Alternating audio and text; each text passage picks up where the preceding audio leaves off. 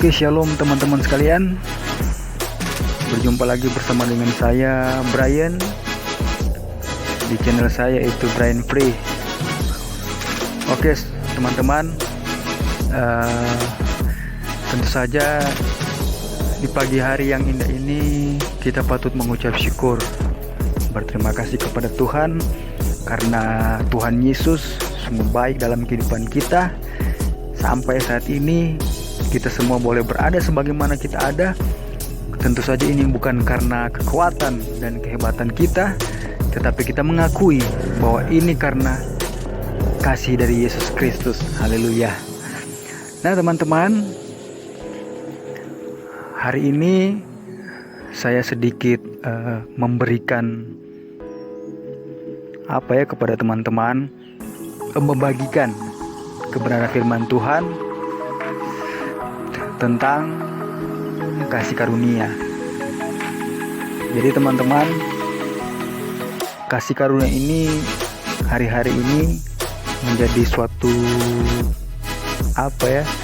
kontroversi, menjadi suatu pertentangan.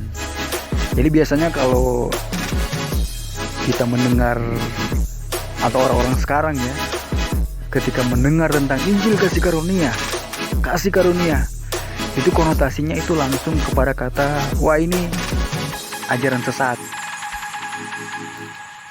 Iya kan? Dulu juga saya seperti itu. Ketika saya tidak mengerti tentang Injil kasih karunia, saya anti sekali mendengar kata kasih karunia atau ada pengkhotbah kasih karunia. Karena sudah ditanamkan di dalam pikiran saya oleh orang tua rohani saya, bahwa kalau mendengar pengajaran ini, hati-hati, ini adalah pengajaran sesat. Akan tetapi pada akhirnya saya mencari tahu, saya belajar juga yang pasti kepada orang-orang yang mengajarkan kasih karunia. Saya tidak perlu menyebut siapa, akan tetapi saya belajar. Dan saya berdoa kepada Tuhan, Tuhan tolong buka pikiran saya supaya saya boleh mengerti, karena sudah terlalu banyak teologi yang saya pelajari dan berbagai macam dari beberapa hamba Tuhan, dan saya mengalami kebingungan. Satu hamba Tuhan mengatakan ini, hamba Tuhan yang lain mengatakan ini, dan saya berkata kepada Tuhan, manakah yang benar? Kemudian saya pada akhirnya, puji Tuhan, Tuhan buka pikiran saya, dan saya kembali membaca Alkitab. Pengetahuan saya, gaya saya berpikir, teologi yang saya sudah punya pada saat itu saya buang. Saya lupakan semua, dan saya kembali belajar Alkitab, terutama dalam perjanjian baru. Saya menemukan inti dalam perjanjian baru itu, yaitu kasih karunia, yaitu tentang apa yang Yesus lakukan bagi kita. Dan ketika saya mempelajari mereka yang menyampaikan Injil kasih karunia, atau lebih tepatnya ketika saya mempelajari Injil kasih karunia itu, pikiran saya terbuka.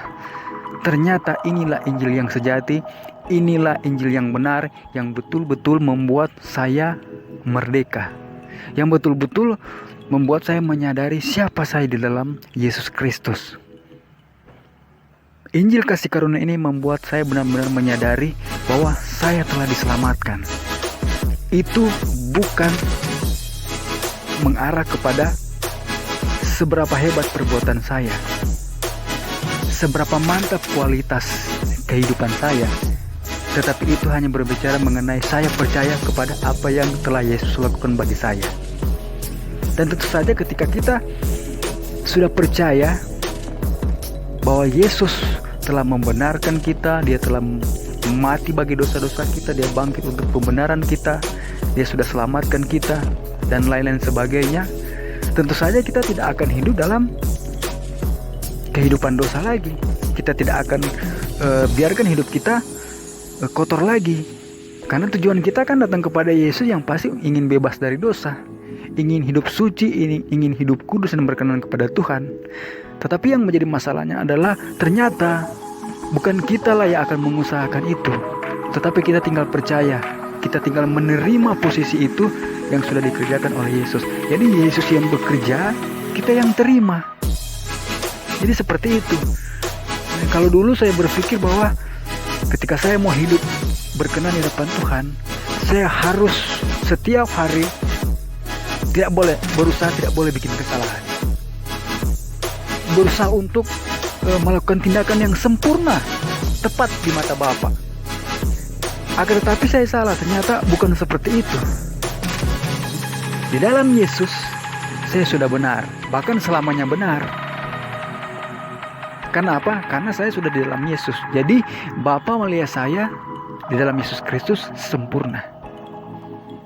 Walaupun ada kesalahan, ada dosa yang saya buat. Mungkin kalau mendengar ini banyak orang akan marah. Berarti boleh dong berbuat dosa. Sebenarnya kalau kita mengerti Injil kasih karunia, Injil itu akan membuat kita memiliki kemenangan untuk terus melepaskan diri dari rasa terhukum, melepaskan diri benar-benar dari ikatan dosa. Dengan cara apa? Percaya saja bahwa dosa yang sudah kita lakukan itu sudah diselesaikan di kayu salib. Jadi caranya sederhana, itu hanya melihat kepada salib dan percaya. Mungkin kita akan berkata bahwa tapi saya belum ke gereja, saya belum baca Alkitab, saya belum berdoa. Sebelum kita melakukan itu, percaya saja dulu bahwa Yesus sudah menempatkan kita dalam posisi yang benar. Baru selanjutnya kita akan pergi ke gereja, kita akan berdoa, kita akan baca Alkitab sebagai ucapan syukur bahwa kita sudah diselamatkan. Jadi seperti itu. Jadi teman-teman sekalian, puji Tuhan. Jadi ketika saya memahami hal ini, ternyata begitu mudahnya teman-teman kita bisa melepaskan diri dari dosa. Kenapa mudah? Karena Yesus yang mempermudah. Yesus tidak mempersulitnya. Yesus telah mengerjakannya, kita tinggal menerima. Makanya setiap hari teman-teman, saya mengucap syukur kepada Tuhan. Saya berterima kasih kepada Tuhan karena Tuhan sungguh luar biasa. Masih banyak sebenarnya teman-teman yang ingin saya sampaikan kepada teman-teman sekalian, tetapi untuk saat ini ya ini dulu yang saya sampaikan. Makanya teman-teman, kunjungi terus channel saya. Jangan lupa di subscribe, di like, di share. Kalau mungkin ada sesuatu yang ingin teman-teman sampaikan, dukungan atau apalah, silakan di komen. Ya kan? Kunjungi terus teman-teman, karena ada banyak hal yang akan saya sampaikan. Mungkin kata-kata saya ini ya masih tidak terlalu sempurna ya, kata-kata saya yang saya ucapkan ya seringkali masih acak-acakan. Akan tetapi teman-teman, saya kini percaya bahwa dengan pertolongan Tuhan, teman-teman akan dibukakan. Pikiran teman-teman selubungnya akan diambil, sehingga teman-teman mengerti apa itu Injil kasih karunia. Sehingga ketika teman-teman mendengar tentang Injil kasih karunia, teman-teman tidak akan anti lagi. Karena itulah inti perjanjian baru. Kalau kita membaca perjanjian baru, maka teman-teman akan banyak bertemu dengan kata kasih karunia. Nah, disinilah teman-teman kita belajar apa sih itu kasih karunia. Oke teman-teman, nanti kita akan berjumpa lagi di video selanjutnya. Dan jangan lupa setiap hari kita mengucap syukur kepada Tuhan. Kita berterima kasih kepada Tuhan. Jadi sekali lagi kita boleh berada sebagaimana kita ada. Ini cuma karena kasih karunia Tuhan, bukan karena kekuatan dan kehebatan kita. Jadi haleluya, puji Tuhan. Tuhan Yesus memberkati. Amin.